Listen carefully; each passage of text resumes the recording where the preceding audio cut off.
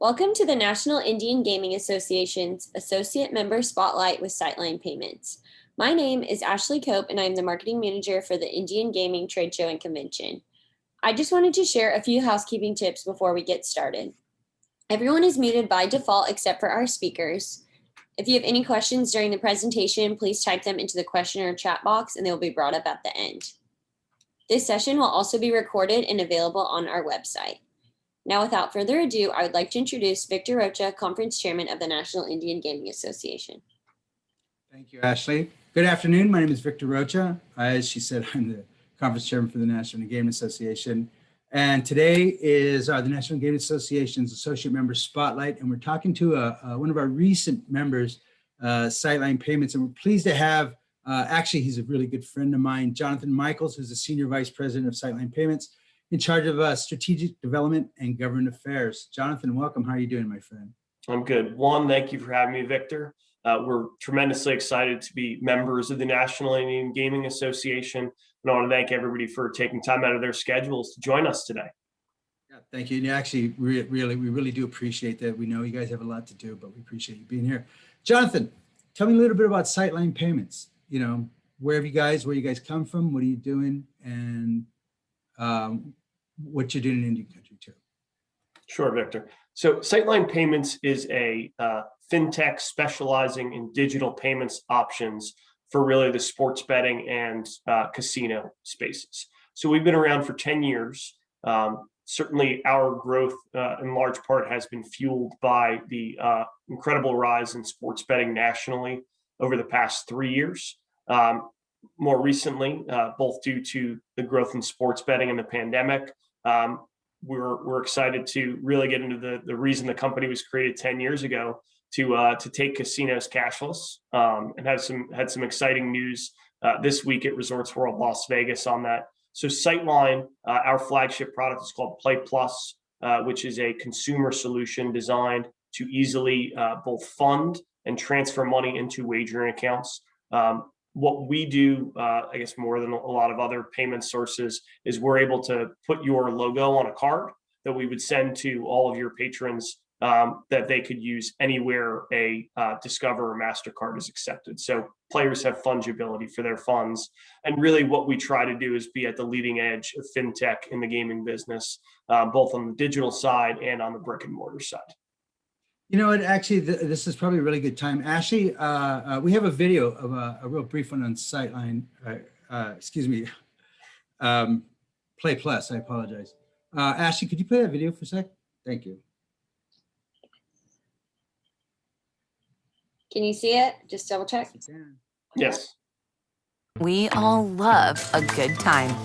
So whether you like casino games, sports action, or online gaming, the good times are even better with Play Plus, the safe, simple, cashless way to play. Play Plus works with your favorite games, and it's a simple turn to withdraw your winnings at ATMs nationwide. Pay cashless at your favorite stores and restaurants, and easily transfer between Play Plus and your bank account. Fund, play, cash out, and pay instantly. That's what we call a win-win-win. Play Plus, the smartest way to play. Wow, there was a lot there, Jonathan. You know, actually, let's talk about this a bit. You know, it seems like the pandemic has really pushed the industry towards cashless and touchless, and it just seems like you guys now seem to be at the right place at the right time. What was your inspiration for this? This isn't just a casino product. This is a product for the real world. Absolutely. Well, so we have what we call our 7 principles of cashless, which Omer Sitar actually penned, who's our executive vice president and co-founder, penned in a commentary that was in Payment Expert today. But the 7 principles are really our North Star, and they really focus on consumers and what they want and what they need from this. Really, that's focused on making sure they have access to their money in real time. They're able to use it wherever, whenever. So whether it be, you know, as you said, at the 7-Eleven down the street, buying gas, at your casino, within your sports betting app, all of those different places. You need to be able to earn loyalty for any of those areas. You need to be able to seamlessly and easily move money to where you want to move it to. And probably the most important, your funds need to be safe, secure, and you need to feel as if you have controls over responsible gaming issues. Our goal for Play Plus is for it to be the most safe, secure, responsible way to fund your gaming activity. So I would say those 7 principles are really at the core of what we're trying to do. And over the course of the past really 3 years, you've seen the digital payments realm merge with the gaming realm. They're 2 highly regulated businesses with financial services and gaming, and they've been kept apart for so long. But certainly with sports betting, if you're not able to get money in and get money out of your account easily, you don't have mobile sports betting.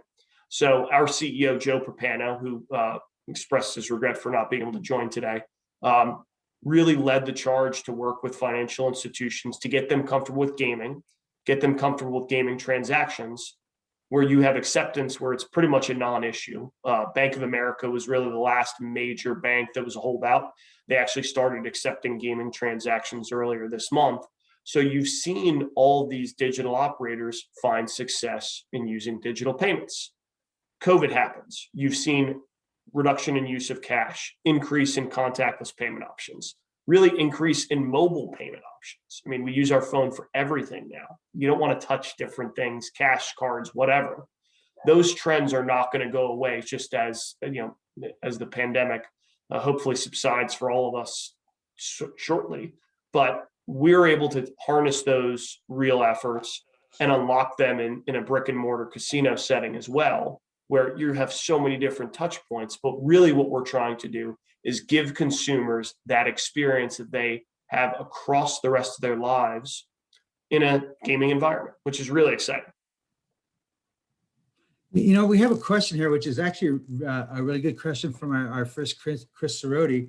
He said, how does Play Plus work with my Players Club card? And also, does the system work at one casino, or can I use it at multiple casinos in Las Vegas? And I think this is a really great question, because I know when I've gone to events that want to be cashless, you want that to be frictionless. But what you said, you want to feel that your money's safe, that you can have access to it. And then, and as Chris says, to be able to go from one casino to the other would seem very, that seems like what everybody would want to do. How does that work with you guys? Sure. Thank you for the question, Chris. So within our solution, it is kind of a one-to-one today.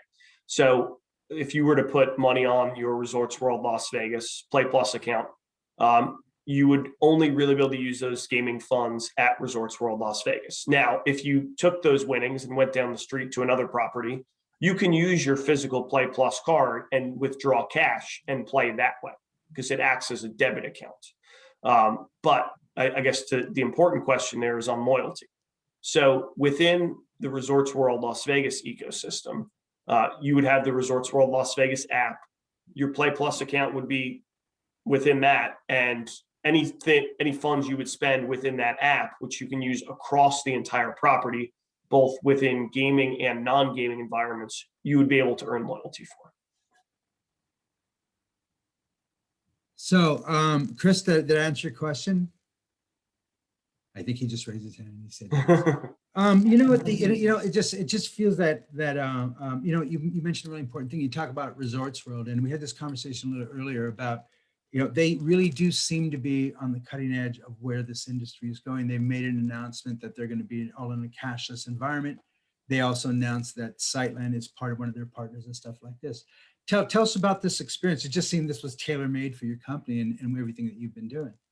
Yeah, certainly we're tremendously excited to deliver the cashless solutions for the first major Las Vegas Strip opening in 10 years. When Genting launched the Resorts World Las Vegas project, they set out and said, we want to be the most technologically advanced casino in the world. I think what you saw this week with the announcement was they were able to achieve that. And we're really excited to play a part in that process. So what our solution does within this ecosystem is Resorts World, when it opens next Thursday, will be the first casino in the United States where you can pay for anything across the entire property, gaming and non-gaming, without using cash. So what you'd be able to do is you download the Resorts World Las Vegas mobile app, which is built by a company called JoinGo, which Sightline actually acquired earlier this month.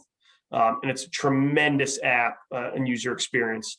You can do everything from fund your gaming account, make restaurant reservations, check your loyalty and promotional balance. And the one that was my personal favorite, you can control the temperature of your room, open and close your blinds, do all that sort of stuff right within the app. So that's a really great experience. So once you have the app, you would go to, a loyalty, they call them loyalty counters there. They don't actually have a players club at Resorts World. You'd sign up for your loyalty account. You'd find a Play Plus ambassador there, sign up for your Play Plus account, fund it using, debit, credit, alternative payment methods, and then be able to use it across the entire property. So if you went to a slot machine or a table game, you'd be able to use that app to transfer funds into that game and out of it. And it would be instant. So, if you thought the machine was hot or not, you could sit there and transfer funds in and out of it. Same thing with a table game and getting chips.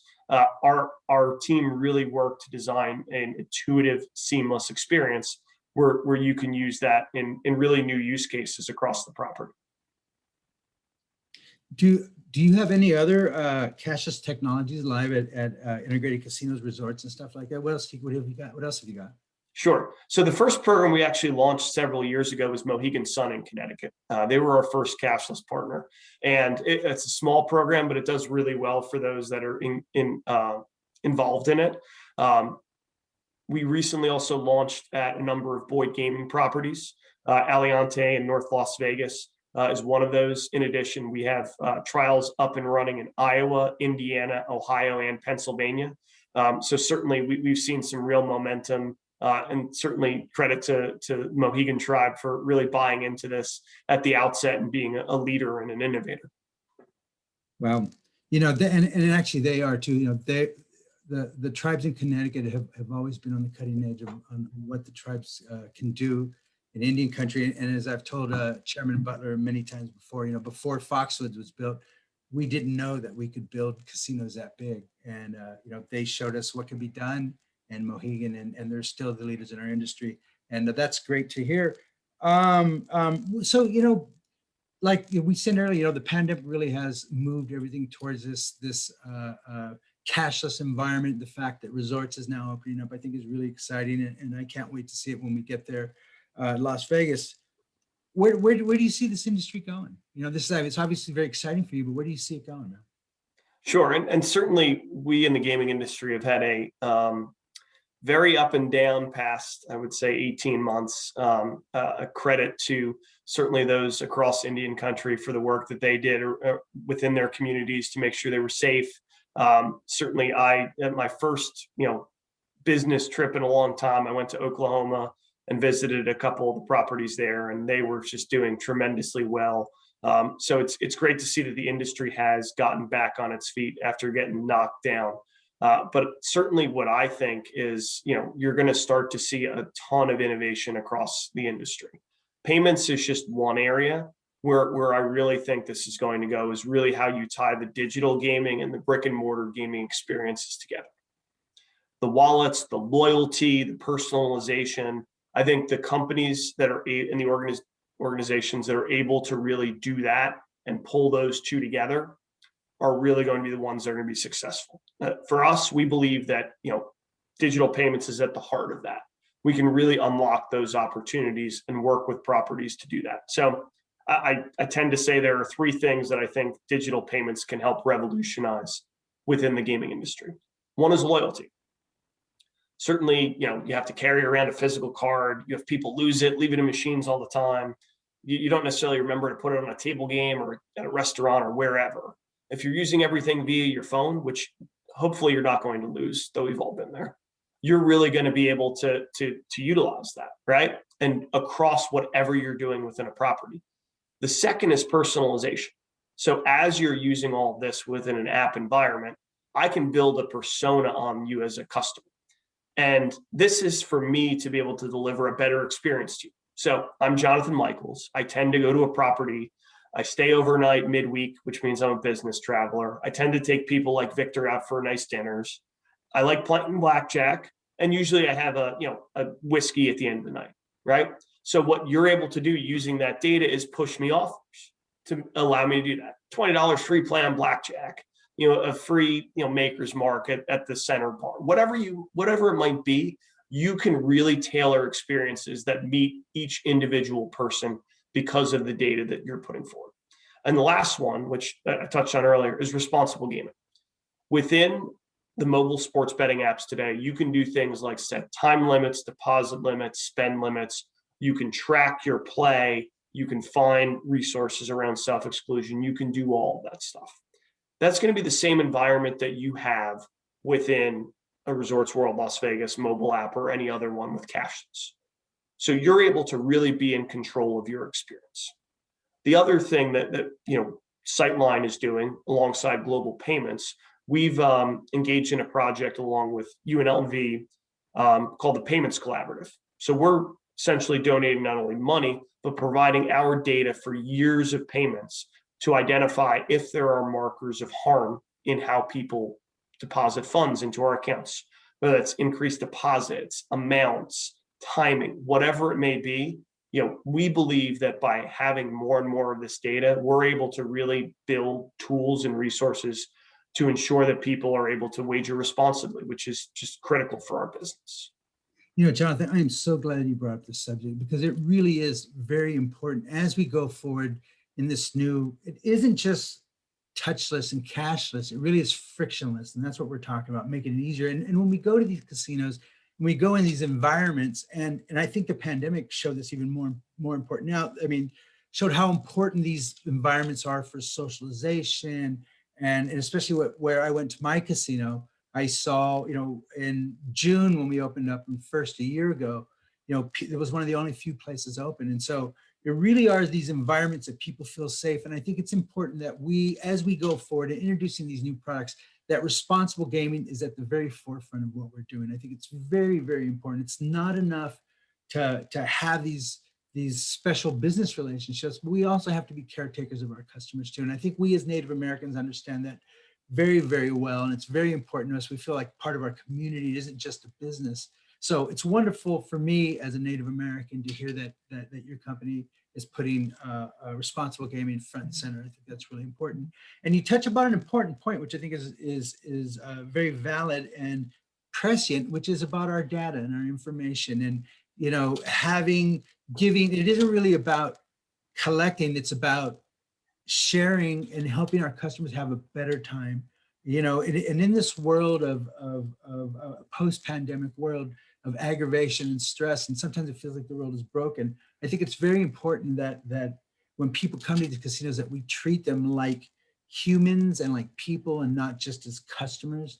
And I think by sharing this and showing that we care about responsible gaming and stuff like that, I think that's how we do it. And it's an issue I'm very passionate about. So it's really great to see you guys do that. What kind of response are you getting in the industry? This sounds like just a really great, innovative product. What kind of response are you getting? Cashless is certainly a huge buzzword. And prior to joining Sightline earlier this year, I spent nearly 7 years with the American Gaming Association, leading what we call payments modernization efforts. We couldn't say cashless because there are people that dealt with cash. I can say cashless now because I work for Sightline. But I think everyone's looking at, how do we engage with this? And I think there are a number of questions that properties should ask themselves as they get into this. Things like, what are we ultimately hoping to do and achieve? How are we trying to tie our different businesses in together with it, whether it's just a brick and mortar casino or casinos, or certainly in the case of a lot of folks across Indian country, the various business enterprises. As sports betting becomes more and more widespread in Indian country, how do you deal with all that? So really, I think that the foundation for any property is ask yourself those kinds of questions of what are we trying to achieve, and then find the right solution for it. I think there are going to be a lot of different things that come about. Certainly what we've seen across gaming really over the past 30 years is Indian country is going to be a leader in innovation. I think it's certainly going to be the case within this. And there's going to be iterations of this. There are going to be some things that work and some things that don't. But I really do think within the next, 18 to 24 months, you're going to see every major casino across the United States have some kind of cashless gaming program. Yeah. It's the way the world is going. Right, right. And I also think that people need to remember, just because you are doing cashless and doing touchless doesn't mean that customer touch is going to be missing. It's just to create a better experience and like that. And especially in tribal gaming for us, it's very important that our relationships with our customers is one of our most valuable resources. So, as we introduce this technology, we always know it's very important that we are on the cutting edge and that our customers understand that, we want this to do this because it's best for all of us. And especially in the tribes, we know that we have an opportunity with our just very robust businesses that, we want to be cutting edge. We want to give the experience to our customers. And so, it couldn't be a better time for you guys to come into any country. Yeah, So, no, and one thing I would say too is certainly as sports betting has grown nationally. I mean, at Play Plus has more than 1.5 million account holders nationally. We're live with over 70 partnerships in 39 states. We have to add one more so we get to 40. It's just a better number. But certainly we've seen a lot of success on the digital side and really are excited to build on that through cashless casinos as that becomes more ubiquitous. It's funny, Jonathan. I guess I've been in this industry for so long as when, when my tribe opened up a casino, we still had coins. It was before ticket in, ticket out. And it's so funny. Now we're at this point where just, coins are, it's almost an insult when somebody gives you $1 nowadays.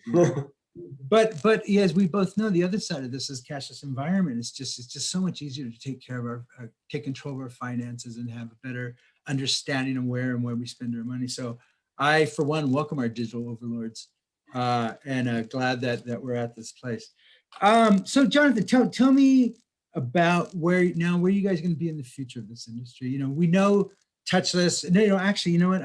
Let's talk. It seems to me where everyone is going right now, and we touched upon this briefly, is sports betting. And that seems to be the big motivator right now for a lot of people in the industry. I think it is with the tribes. They see where this is going, and a lot of them want to jump on this bandwagon and make sure that they're not left behind. So it seems like this is just perfectly integrated for this product. I mean, what's better, right? Well, I think what you saw, and this I'm using, public companies as an example here. You saw Penn National Gaming and DraftKings and MGM, all their stocks appreciated dramatically, Caesars. And the reason for that was really their digital story. They had these great digital assets. So certainly there have been a lot of discussions about cannibalization. Sports betting is a low margin business, but so is slots in a lot of cases, right? But what you can do with sports betting, whether it be to acquire new customers, I mean, just look at what DraftKings does in terms of how they cross-sell in New Jersey between sports betting and online casino. In a lot of cases, digital is a much less intimidating way to get introduced to the casino industry. We've all gone up to a table game or whatnot and not understood the rules, and then somebody's there that's saying, why don't you understand this? It's just not a great experience. But certainly I would say, as you're looking at sports betting opportunities, and mentioned my AGA days, I spent a lot of time working with our members on our sports betting task force to help really understand where we need to go with the market. And it's incredibly exciting to see how it's proliferated nationally. But we're still in the top of the second inning with sports betting. It's still really early days. And I think that the companies, as I said earlier, that can tie those back to their brick and mortar to drive people there, to drive experiences, just to drive better, customer support and personalization. I think that's where the questions I would ask as you're trying to engage with sports betting, cashless, really any of these products. I'd like to go back. We don't have much time left. Oh, you know what? There's a couple questions. Yeah, sorry, they've just been jumping. I'm popular today. Yeah, let's go through these questions. Let's go first one in general. Why has gaming in the U.S. been reluctant to adopt cashless? Cashless has been adopted elsewhere, late 90s, early 2002, and other parts of the world. This is an interesting question, Jonathan. Why do you think? I have some ideas.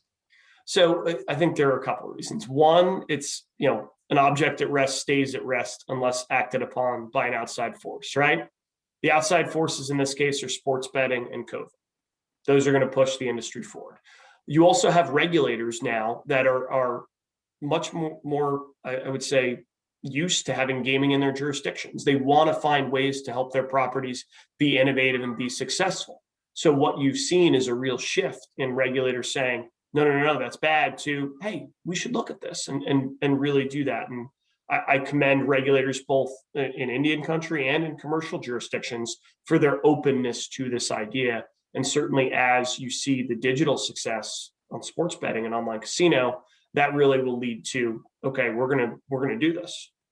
Yeah, and remember, 10 years ago, we were talking about trying to get the credit cards to accept payments and stuff like that. And you remember that show, Yep. Jonathan, 7, 8 years ago, when we were talking about we couldn't get those guys to give us, the time of day, and we were too small, and Joe was on the cutting edge of that too. So I think you're right. The adoption is just, we've been late to the game, I think. And sports betting and even fantasy sports have really pushed this thing to online to say, okay, this is legitimate. And now the banks are paying attention too. So our second question is from Nathan Rantala. I hope I said your name right, Nathan. When you say credit, debit, or alternative payment for funding the account in the app, what other types of funding is possible? Sure. So we have a full payment stack. So that includes things like PayPal, ACH, eCheck. There's a solution called Pay Near Me, where you could take cash to a 7-Eleven and deposit that into the account. And certainly we're always trying to be as cutting edge and innovative as possible and looking towards additional funding mechanisms. Everybody likes to talk about cryptocurrency. I don't think the gaming industry is there quite yet.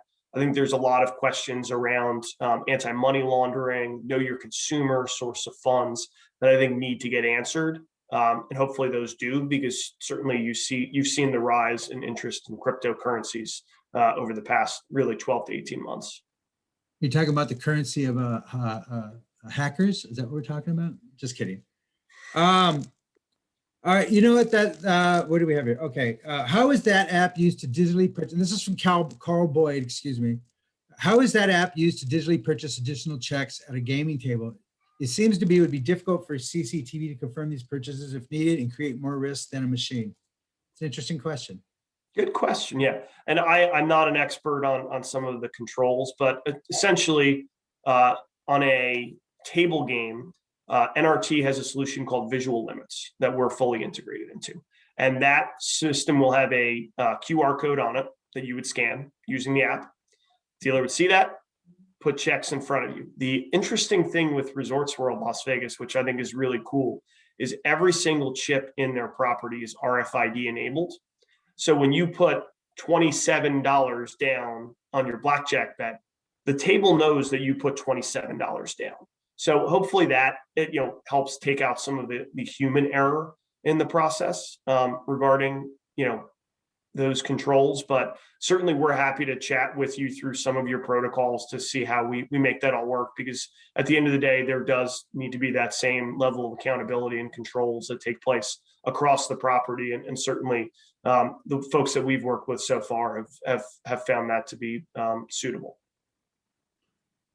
Carl, I hope that answered the question. This is from my dear friend, Gary Green. Jonathan, what regulatory barriers, if any, have the products run into, and how have you addressed those issues? Good question. Gary Green, I have not heard that name in some time. So I think from a product perspective, there haven't been a ton of barriers recently. Now, this is the past 18 months. Now, you still see things get stuck in the Nevada Gaming Control Board lab and things like that. But from our solution, we haven't seen that many hiccups there. Certainly, having the solution that we did, which really launched alongside New Jersey Online Gaming in 2013, we have a wealth of experience and have gone through a lot of product iterations to bring this forward. So our solutions haven't really had any hiccups there. Certainly as part of my job leading government affairs, to talk to regulators about Sightline and who we are and what we do and what our products are. And the conversations I've had so far have been overwhelmingly positive on, hey, we're interested in doing this in our jurisdiction. How do we bring it to bear? How do we do it safely? What are some best practices that we can use? And similar to the way this webinar is today, we try to take a thought leadership approach and really provide here's what the market looks like, and not just come in and say, well, here's what Play Plus does and all that, just put on a sales pitch. Yeah, and also it's easier to do your taxes when you have everything too. That's just from experience. You know what? Our next question is from Tris Harris, and Tris is asking, and this is a great question too. What is used to protect the guest information from hackers or even employees? Also, is there something that verifies the amount guests are using before it's transferred in case they add an extra zero to that amount? So check, double check, safety. So essentially, given our solution is creating a bank account, it's similar to what you would have with your typical online banking. So all of our funds are verified. We treat them as kind of good money right away, making sure that people have that. And certainly people make mistakes. If you put in an extra zero and you're like, oh, I wanted to transfer 100 instead of 1,000, there are ways to push that money back and forth. It is a debit account, so it's not like you're just wagering that right away. I would say in terms of cybersecurity, we do the best that we can. We are very in tune with what's going on in the world regarding all of the challenge that companies are facing. So making sure that we are on the cutting edge of that to ensure that our guests' information is secured.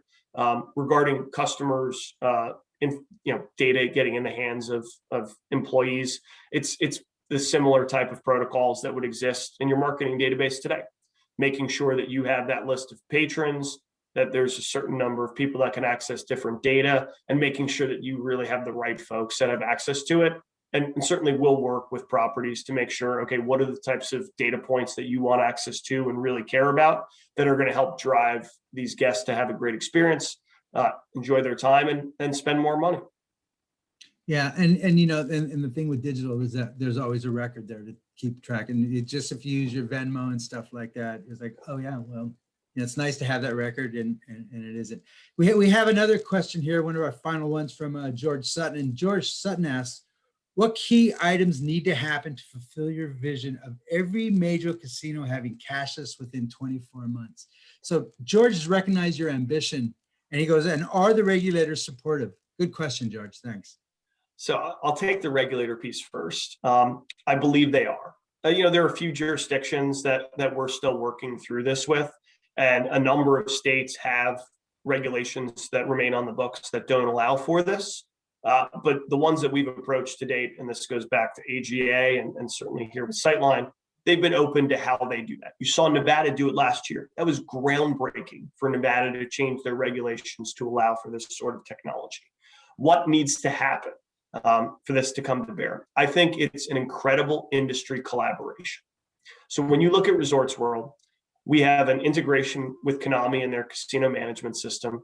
We have an integration with NRT and how they're bringing together their kiosks and their table game tracking, with Genesis. In a lot of cases, we're going to integrate into the point of sale systems across the property.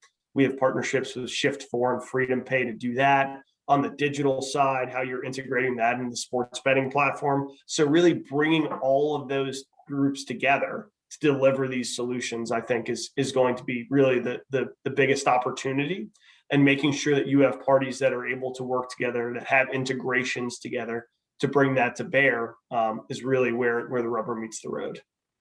And I just had an idea while we were talking, is that, maybe later on down the road and very soon here, that we will actually create another conversation to talk about how Indian Country can look at integrating this within their properties and what they need, deal with the regulators, and find out where these speed bumps. I think this would be very helpful and informative to Indian Country. And I don't mean to put you on the spot, Jonathan, but you're my guy. I'm going to you, man. So, Jonathan, it's the end of our time. This was very informative, went by very fast. Those questions at the end were just absolutely great. You, again, my friend, I really appreciate this, and I appreciate Sightline for all you guys are doing. It sounds like it's a fabulous product. How can our friends get in touch with you? Well, certainly my email is always open, jmichaels@sightlinepayments.com.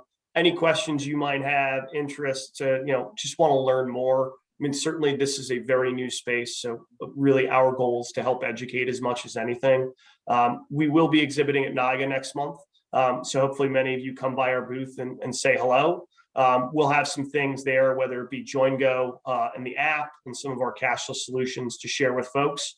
And then, yeah, if there's ever any questions that we can help answer to Victor, to your point there, we're happy to do so. But I really want to thank everybody for taking time on a Friday afternoon to participate today. And certainly we appreciate all that you do on behalf of Indian Country. All right, my friend. Thank you very much. And everyone, thank you very much. We'll see you in a couple of weeks. Bye-bye. Take care. Thank you.